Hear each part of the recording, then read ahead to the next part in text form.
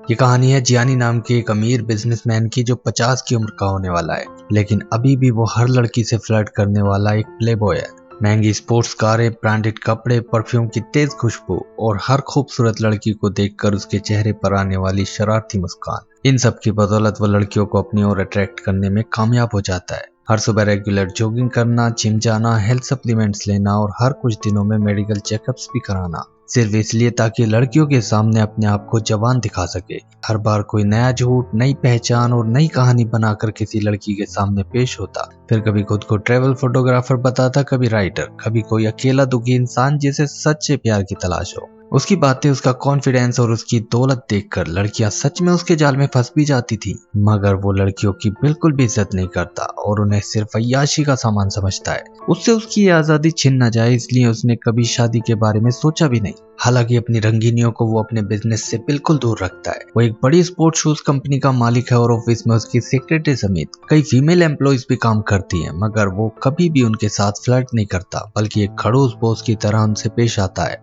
एक दिन वो अपने पुराने दोस्त तांते के साथ लंच कर रहा होता है, जो कि उसका डॉक्टर भी है। वो उसे समझाते हुए कहता है कि आखिर तुम कब तक लड़कियों से फ्लर्ट करते रहोगे। इस पर जियानी हंसने लगता है, कहता है कि लड़की फंसाना कोई आसान काम नहीं है, ये एक चैलेंज है जिसमें उसे बहुत मजा आता है। इतनी देर में जियानी का फोन बजता है और उसे पता चलता है कि उसकी माँ की मौत हो गई है। भले ही वो अपनी माँ के ज्यादा करीब नहीं था और उनसे मिलने भी शायद ही कभी जाता था, लेकिन फिर भी उनकी मौत की खबर सुनकर वो काफी उदास हो जाता है। अब वो अपनी स्पोर्ट्स कार लेकर अपनी माँ के फ्यूनरल में शामिल होने के लिए जाता है, जहाँ उसके भाई के साथ साथ उसके सभी रिश्तेदार भी मौजूद थे, जो उसे बिल्कुल भी पसंद नहीं करते। फ्यूनरल के दौरान ही जियानी का भाई उसे उनकी माँ के घर की चाबी देता है और बताता है कि उनकी माँ चाहती थी कि इसे बेचने से पहले जियानी वहाँ एक बार जरूर जाए। इसलिए अगले दिन जियानी अपनी माँ के घर जाता है और उनकी व्हील चेयर पर बैठकर उनकी कुछ पुरानी चीजों को देखने लगता है, जिनमें जियानी के बचपन तक के फोटोज भी थे। तभी उसे एक पुराना कैसेट मिलता है। वो उसे प्ले करता है तो उसमें उसकी माँ का पसंदीदा गाना बजने लगता है, जिसे बचपन में वो भी बहुत पसंद करता था। गाना सुनते सुनते उसके चेहरे पर हल्की मुस्कान आ जाती है और वो व्हील चेयर पर बैठे बैठे ही झूमने लगता है। और इससे पहले कि वो डांस करने के लिए खड़ा होता, तभी वो देखता है कि एक खूबसूरत और लड़की पीछे खड़े होकर उसे देख रही थी। वो अपना नाम एलिसिया बताती है और कहती है कि वो आज ही उसके पड़ोस में रहने आई है, इसलिए उसे कुछ भारी सामान रखने में किसी की हेल्प की जरूरत थी। जियानी तो हमेशा ऐसे मौकों की तलाश में रहता था और आज तो मौका खुद चलकर उसके पास आया था, इसलिए वो जल्दी से कहता है कि ठीक है, आपकी हेल्प करने में मुझे बहुत खुशी होगी। ये कहकर वो व्हील चेयर से उठने ही वाला होता है, लेकिन तभी एलिसिया कहती है कि नहीं नहीं, आप रहने दीजिए, मैं मैनेज कर लूंगी। उसकी इस बात पर जियानी अब समझ जाता है कि एलिसिया दरअसल उसे एक हैंडीकैप समझ रही है। वो उसे बताती है कि वो जियानी जैसे लोगों की देखभाल करने का काम करती है और वो चाहे तो अपनी देखभाल के लिए उसे नौकरी पर रख सकता है। जियानी को और क्या चाहिए था। वो वापस शहर जाकर अपनी कंपनी की मीटिंग अटेंड करता है और फिर अगले ही दिन वो दोबारा अपने होम टाउन लौटता है। व्हील चेयर पर बैठकर वो एलिसिया के अपार्टमेंट में जाता है और उसे कॉफी के लिए अपनी माँ के घर बुलाता है, जिसके लिए वो तुरंत मान जाती है। यहाँ जियानी बार बार उससे फ्लर्ट करने की कोशिश कर रहा था, मगर एलिसिया उससे अजीब तरह के सवाल पूछे जा रही थी, जैसे उसकी शादी हुई है या नहीं, वो क्या काम करता है, उसकी जिंदगी कैसी है। पहले तो जियानी वही झूठ बोलता है कि हैंडीकैप होने की वजह से वो कोई काम नहीं करता,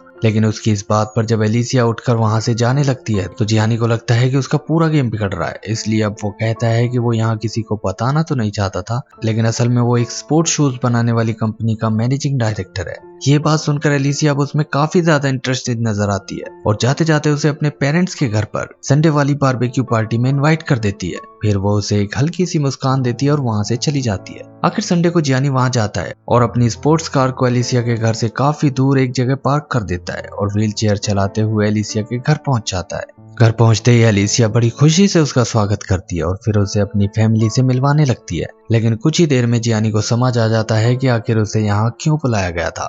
दरअसल एलिसिया की एक बड़ी बहन थी कियारा, जो एक हैंडीकैप थी और व्हील चेयर की मदद से चलती थी। जियानी का झूठ आज उसी के ऊपर भारी पड़ गया था, क्योंकि एलिसिया उसे अपने नहीं बल्कि अपनी बड़ी बहन के साथ सेट कराने की फिराक में थी। थोड़ी देर बाद एलिसिया और घर के बाकी लोग जानबूझकर जियानी और कियारा को बाहर अकेला छोड़कर अंदर चले जाते हैं, ताकि दोनों एक दूसरे से बातें कर सके। लेकिन जियानी को कियारा में उस तरह की कोई दिलचस्पी नहीं थी। वो उससे ज्यादा बात भी नहीं करता और बार बार अपनी घड़ी देखने लगता है, जैसे किसी तरह यहाँ से निकलना चाहता हो। मगर तभी कियारा खुद ही उससे बातें करना शुरू कर देती है। वो बड़े आराम से जियानी से उसके बारे में पूछती है और फिर अपने बारे में बताने लगती है। कहती है कि वो हैंडीकैप लीग में टेनिस खेलती है और एक बड़े ऑर्केस्ट्रा बैंड के साथ वायलिन भी बजाती है, जिसके लिए उसे सिर्फ देश ही नहीं बल्कि विदेशों का भी टूर करना पड़ता है। ये सब सुनकर जियानी थोड़ा हैरान रह जाता है। अभी तक वो कियारा को सिर्फ तरस खाने वाली नजरों से देख रहा था, लेकिन अब पहली बार उसे एहसास होता है कि ये लड़की बाकी लोगों से कहीं ज्यादा मजबूत है। एक हैंडीकैप होने के बावजूद इतना कुछ करना बहुत बड़ी बात थी। सिर्फ इतना ही नहीं, कियारा काफी मजाकिया और चार्मिंग भी होती है। उसका सेंस ऑफ ह्यूमर इतना अच्छा था कि बात करते करते जियानी खुद भी हंसने लगता है, मगर इसके बावजूद भी वो उसे उस नजर से नहीं देखता जैसे बाकी लड़कियों को देखता था।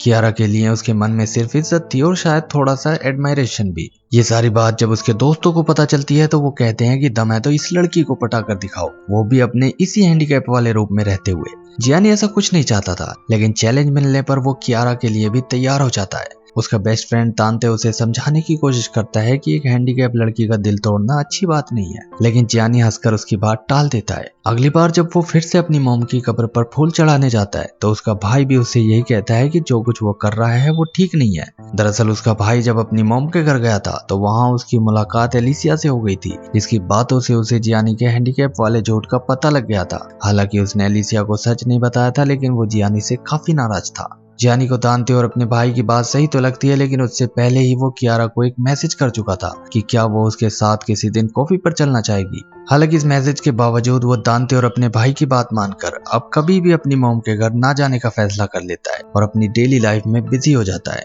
लेकिन एक दिन जब वो अपने ऑफिस में होता है तभी उसकी असिस्टेंट लूसी आकर बताती है कि कियारा नाम की एक हैंडीकैप लड़की उससे मिलने आई है। ये सुनते ही जियानी घबरा जाता है और जल्दी से अपनी डेस्क के ऊपर पैर लटका कर बैठ जाता है। थोड़ी देर बाद कियारा उसके ऑफिस में आती है। वो मुस्कुराते हुए कहती है कि शहर में उसका टेनिस टूर्नामेंट चल रहा है, इसलिए सोचा कि तुमसे मिलकर अपनी बहन एलिसिया की बर्ताव के लिए माफी मांग लूंगी, क्योंकि वो जबरदस्ती हम दोनों को करीब लाने की कोशिश कर रही थी, जबकि ऐसा जरूरी थोड़ी है कि दो सेम कंडीशन वाले लोग एक दूसरे के लिए सेम फीलिंग रखते हो। जियानी अब और झूठ नहीं बोलना चाहता था। वो तय कर चुका था कि आज सब सच बता देगा, मगर तभी कियारा उससे पूछ बैठती है कि उसकी व्हीलचेयर कहाँ है। जियानी कुछ बोल पाता उससे पहले ही वो खुद ही जवाब देने लगती है। वो कहती है कि मैं समझ सकती हूँ तुम ऑफिस में व्हीलचेयर क्यों नहीं रखते, क्योंकि तुम नहीं चाहते कि तुम्हारे क्लाइंट तुम्हें तरस भरी नजरों से देखें। लेकिन वो कहती है कि तुम्हें अपनी व्हीलचेयर छुपाने की कोई जरूरत नहीं है। तुम जो भी हो, जैसे भी हो, बहुत अच्छी हो। तुम्हें अपने ऊपर शर्म करने की कोई भी जरूरत नहीं है, बिल्कुल मेरी तरह। इस तरह जियानी कई बार कोशिश करने के बावजूद भी कियारा को सच नहीं बता पाता।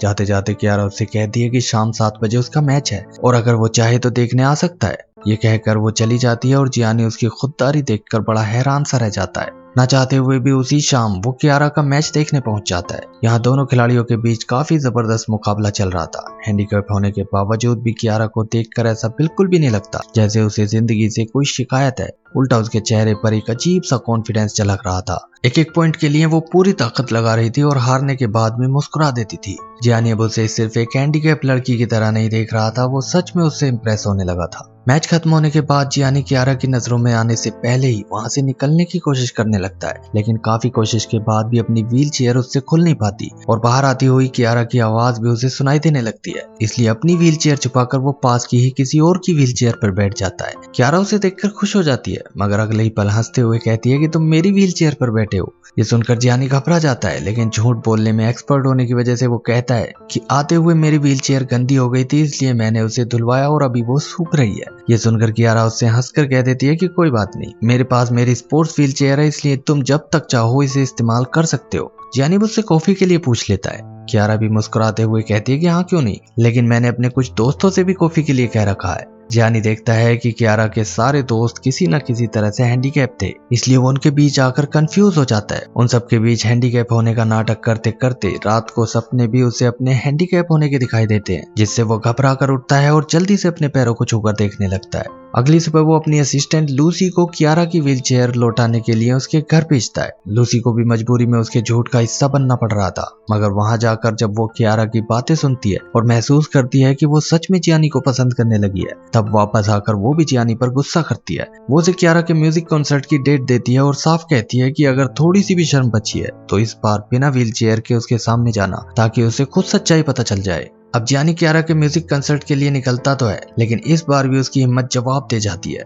कॉन्सर्ट के बाहर वो एक बूढ़े आदमी को $300 देकर उससे उसकी इलेक्ट्रिक व्हीलचेयर ले लेता है। कॉन्सर्ट हॉल की बालकनी में बैठकर वो कियारा का म्यूजिक कॉन्सर्ट देखने लगता है और इस दौरान आज वो उसकी खूबसूरती पर भी ध्यान देता है। कॉन्सर्ट के बाद वो उससे मिलता भी है और उसके वॉयलिन की तारीफ भी करता है। कियारा उसे अपने साथ डिनर पर चलने के लिए पूछती है, जिसके लिए वो तुरंत तैयार हो जाता है। डिनर के दौरान वो काफी सारी बातें करते हैं। इसके बाद कियारा को वापस उसके होटल रूम तक छोड़ने वो उसके साथ भी जाता है और रास्ते में उसका हाथ अपने हाथ में लेते हुए उसे रोमांटिक नजरों से देखता रहता है। अपने दोस्तों के दिए हुए चैलेंज की बात कहीं ना कहीं अभी भी उसके दिमाग में थी, इसलिए होटल के बाहर पहुंचकर वो खुद ही कह देता है कि एक आखिरी कॉफी तुम्हारे रूम में। कियारा हिचकिचाती है, लेकिन फिर उसे अपने रूम तक ले जाती है, लेकिन अंदर जाने की बजाय वो दरवाजे पर ही रुक जाती है। जियानी उसी तरह रोमांटिक अंदाज में उसके करीब आ जाता है, जिसके बाद कियारा भी उसे किस कर लेती है। लेकिन जैसे ही वो इससे आगे बढ़ने की कोशिश करता है तो वो उसका हाथ रोकते हुए उसे सॉरी कहने लगती है। इसके बाद मुस्कुराते हुए जियानी वहां से चला जाता है। उसे समझ आ गया था कि ये लड़की औरों से अलग है,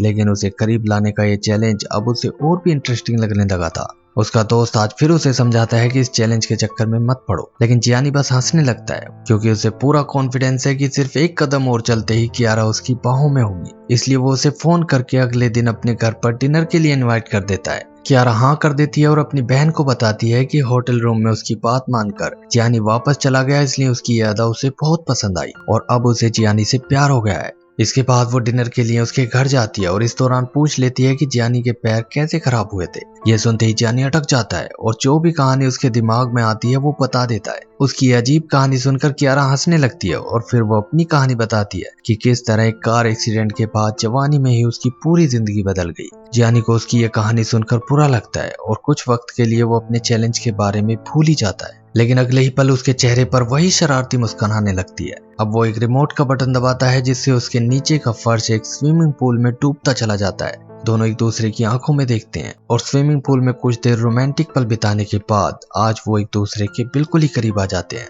इस प्यार भरे एहसास के बाद कियारा तो बहुत खुश थी, लेकिन जियानी इमोशनल था। उसे समझ नहीं आ रहा था कि उसने ये सही किया या गलत। फिर भी अपने दोस्तों को दिखाने के लिए वो चुपके से कियारा की एक फोटो अपने साथ खींच लेता है। शर्त जीतने के बाद वो कियारा की कॉल भी नहीं उठाता और अगले दिन फिर से एक दूसरी लड़की को अपने घर ले आता है, लेकिन आज उस लड़की को देखकर उसे कियारा की बातें याद आने लगती हैं। आज पहली बार उसके साथ कुछ ऐसा हो रहा था जो पहले कभी नहीं हुआ। इससे पहले कभी भी किसी लड़की को करीब लाकर उसने उसे दोबारा याद नहीं किया था। फिर कियारा में ऐसा क्या है उसे समझ नहीं आ रहा। उस लड़की को तुरंत यहाँ से जाने के लिए कह देता है, लेकिन फिर उसे लगता है कि शायद उसे पछतावा हो रहा है। पछतावा इस बात का कि उसे एक हैंडीकैप लड़की के साथ ऐसा नहीं करना चाहिए था। इसलिए आखिर वो कियारा को फोन करके कह देता है कि उससे मिलकर वो कोई जरूरी बात करना चाहता है। जब वो उससे मिलने जाता है तो कियारा पियानो पर एक खूबसूरत धुन बजा रही थी। जियानी आखिरकार उसके पीछे अपनी व्हील चेयर पर खड़ा हो जाता है, जिससे सच्चाई बताना आसान हो जाए। लेकिन जैसे ही पियानो बंद होता है तो डर के मारे वो वापस बैठ जाता है। कियारा उसे किस करने लगती है और पूछती है कि क्या जियानी को उसकी याद आई। अपने लिए उसका ये प्यार देखकर जियानी बहुत इमोशनल हो जाता है। ऊपर से बातों बातों में कियारा ये कह देती है कि वो झूठ बोलने वाले को कभी माफ नहीं करती। इस बात से जियानी डर जाता है और सच बताने की जरा सी भी हिम्मत उसके अंदर नहीं बचती। इसके बाद एक दिन जियानी दांते और अपनी असिस्टेंट लूसियाना को कियारा से मिलवाने के लिए लेकर चल देता है, क्योंकि वो उसके दोस्तों से मिलना चाहती थी। दांते उसके साथ चल तो देता है, लेकिन वो ये साफ कह देता है कि आज अगर तुमने कियारा को सच नहीं बताया तो फिर मैं उसे बता दूंगा। अब एक रेस्टोरेंट में वो कियारा से मिलते हैं, जहां वो उन्हें अपने म्यूजिक बैंड के एक दोस्त से भी मिलवाती है। यहाँ जब काफी देर बाद भी जियानी कुछ नहीं कह पाता तो दांते कियारा से कहने लगता है कि मैं तुम्हें कुछ बताना चाहता हूँ। इतना सुनते ही जियानी अपने ऊपर सॉस गिरा लेता है और दांते से उसे वॉशरूम तक ले जाने के लिए कहता है। वॉशरूम में वो उससे कहता है कि कियारा को सच बताने के लिए ये सही जगह और सही वक्त नहीं है। तभी वहाँ कियारा का वो दोस्त आ जाता है और अब ना चाहते हुए भी दांते उसके झूठ में उसका साथ देना शुरू कर देता है और इस तरह आज भी जियानी कियारा को सच नहीं बताता। लेकिन अब दूसरी ओर दिखाया जाता है कि जियानी के भाई का कियारा की बहन एलिसिया के साथ चक्कर चल चुका है और वो अपने भाई का झूठ एलिसिया को बता देता है। ये पता लगते ही एलिसिया सीधा जियानी के पास जाती है और आते ही उसके गाल पर एक जोर का तमाचा मारती है। वो उसे 48 घंटे का टाइम देती है और कहती है कि अगर 48 घंटे के अंदर तुमने कियारा को अपनी सच्चाई नहीं बताई तो मैं तुम्हारा जीना आराम कर दूंगी। जियानी को समझ नहीं आता कि वो क्या करे। इसी कश्मकश में आज वो अपने फादर से मिलने चाहता है। यहाँ हमें पता चलता है कि जियानी अपने बाप पर ही गया होता है, क्योंकि ठरकी पुट्टा एक क्लब में लेडीज के साथ मौज काट रहा होता है और जियानी के पैसों पर ऐश कर रहा होता है। जियानी की परेशानी सुनकर वो भी कहते हैं कि उसे सच बता देना चाहिए, लेकिन वो कहता है कि अगर उसने कियारा को सच बताया तो वो उसे खो देगा। यानी आज वो मान लेता है कि वो उसे कियारा से प्यार हो गया है। अपने बेटे को प्यार में डूबा देखकर उन्हें भी चिंता होने लगती है। वो उसे बताते हैं कि एक ऐसी जगह है जहाँ चमत्कार होने की बात कही जाती है, वहां जाकर बस व्हील चेयर से उठकर चलना शुरू कर देना, सबको लगेगा कि कोई चमत्कार हो गया और तुम ठीक हो गए। जियानी को यह आइडिया बेहद घटिया लगता है, मगर 48 घंटे के अंदर उसके पास इससे बेहतर कोई रास्ता भी तो नहीं था। दूसरी तरफ एलिसिया जियानी को सच्चाई बताए बिना कियारा को उससे दूर रहने की सलाह दे रही थी। तभी कियारा के फोन पर जियानी की कॉल आती है। वो उसे अपने साथ उसी चमत्कार वाली जगह पर चलने के लिए कहता है, जिसके लिए कियारा भी बिना ज्यादा सोचे हाँ कर देती है। लेकिन कॉल खत्म होने के बाद वो एलिसिया की तरफ देखकर मुस्कुराती है और कहती है कि उसे पहले से पता है कि जियानी सच में हैंडीकैप नहीं है। ये सुनते ही एलिसिया हैरान रह जाती है। वो पूछती है कि आखिर उसे ये कैसे पता चला। तब कियारा बहुत शांति से कहती है कि उसने अपनी आधी से ज्यादा जिंदगी व्हील चेयर पर बिताई है, इसलिए उसे ज्यादा वक्त नहीं लगा ये समझने में कि जियानी सिर्फ नाटक कर रहा है। मगर फिर भी उसने उसे कभी रोका नहीं, क्योंकि उसके झूठ की वजह से उसकी जिंदगी में कुछ खूबसूरत पल आए थे, कुछ ऐसी खुशियां जिन्हें वो खोना नहीं चाहती थी। फिर हल्की सी उदास मुस्कान के साथ वो कहती है कि वो बस ये सब थोड़ा और चलने देना चाहती थी, क्योंकि उसे पता था कि जिस दिन ये झूठ खत्म होगा उस दिन बहुत दर्द होगा। आखिर एक बस से जियानी, दांते, लूसी और कियारा उस चर्च तक पहुंच जाते हैं। वहां का प्रीस्ट जियानी को गौर से देखता है और सबसे पहले उसे ही अकेले अंदर बुलाता है। मगर अंदर जाते ही प्रीस्ट उससे कहता है कि अगर तुम ठीक होने का नाटक करोगे तो तुम 2 बार झूठ बोलोगे। वो साफ कह देता है कि उसे पहले से पता है कि जियानी सच में हैंडीकैप नहीं है, और वैसे भी यहाँ कोई चमत्कार नहीं होते, लोग बस उम्मीद लेकर यहाँ आते हैं, इसलिए ऐसा मत करो जिससे उनकी झूठी उम्मीदें और बढ़ जाएं। प्रीस्ट की बातें सुनकर जियानी अंदर तक हिल जाता है। वो बिना कुछ कहे वहां से निकलने लगता है, मगर जाते जाते खुद को रोक नहीं पाता और पूछ बैठता है कि आखिर उसे कैसे पता चला। तब प्रीस्ट उसके जूतों की तरफ देखकर कहता है कि तुम्हारे जूते बता रहे हैं कि तुम पैदल चलते हो। कुछ देर बाद वो फिर व्हील चेयर पर बैठकर बाहर आ जाता है और सब लोग वापस शहर की तरफ लौटने लगते हैं। रास्ते में वो लोग कुछ खाने पीने के लिए रोड किनारे एक स्टॉल पर रुकते हैं। जियानी अपनी ही सोच में गुम एक जगह बैठा था, जबकि कियारा बस तक जाने के लिए रोड पार करने लगती है। उसकी आंखें डबडबा रही थी, क्योंकि उसे पता है कि आज नहीं तो कल जियानी से दूर होने का दर्द उसे झेलना ही पड़ेगा।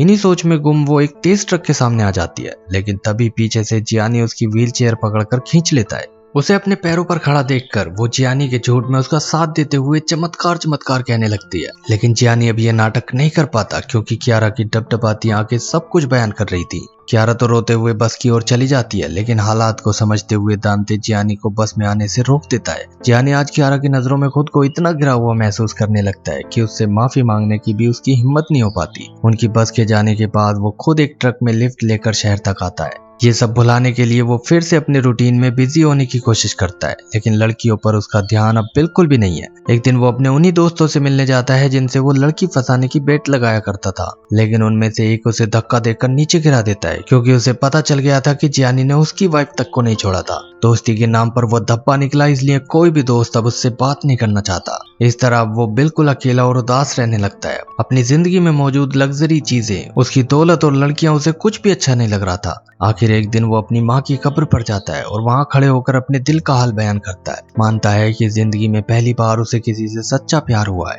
अपने एम्प्लॉइज के साथ भी उसका बर्ताव एकदम बदल गया था। अब वो सबको रिस्पेक्ट देने वाला बॉस बन गया था। अपनी असिस्टेंट लूसी को आज पहली बार वो एक गिफ्ट देता है और उसका शुक्रिया करता है इतने सालों तक उसका साथ देने के लिए। कुछ दिन बाद वो अपनी कंपनी की तरफ से एक हैंडीकैप टूर्नामेंट को भी स्पॉन्सर करता है, जिसके लिए वो उसी लड़की को फिर से हायर कर लेता है जिसे कुछ दिन पहले उसने नौकरी से निकाल दिया था। लेकिन कियारा का दिल दुखाकर वो अंदर से टूट सा गया था और उसका सामना करने की हिम्मत नहीं जुटा पा रहा था। मगर फिर एक दिन वो अचानक कार लेकर उसके घर की तरफ निकल पड़ता है। रास्ते में उसे कियारा की बस दिखाई देती है जो किसी कॉन्सर्ट के लिए जा रही थी। वो अपनी कार बस के सामने रोक देता है और अंदर चढ़ जाता है। वो कियारा से माफी मांगता है, लेकिन वो कहती है कि भले ही वो हैंडीकैप है, लेकिन उसे किसी के सहारे की जरूरत नहीं है, खास तौर से जियानी जैसे इंसान की तो बिल्कुल भी नहीं। जियानी अपना उतरा हुआ चेहरा लेकर वापस आ जाता है और बस में कियारा भी अपने आंसू रोकने की कोशिश करती रह जाती है। वापस आकर जियानी अपने आप को सजा देने लगता है। एक दिन वो इतना दौड़ता है कि एक जगह जाकर उसका सांस लेना भी मुश्किल होने लगता है और बुरी तरह हांफते हुए वो एक जगह नीचे बैठ जाता है। तभी एक व्हील चेयर उसके सामने आकर रुकती है, जिस पर बैठे इंसान ने उसी की कंपनी के शूज पहन रखे थे।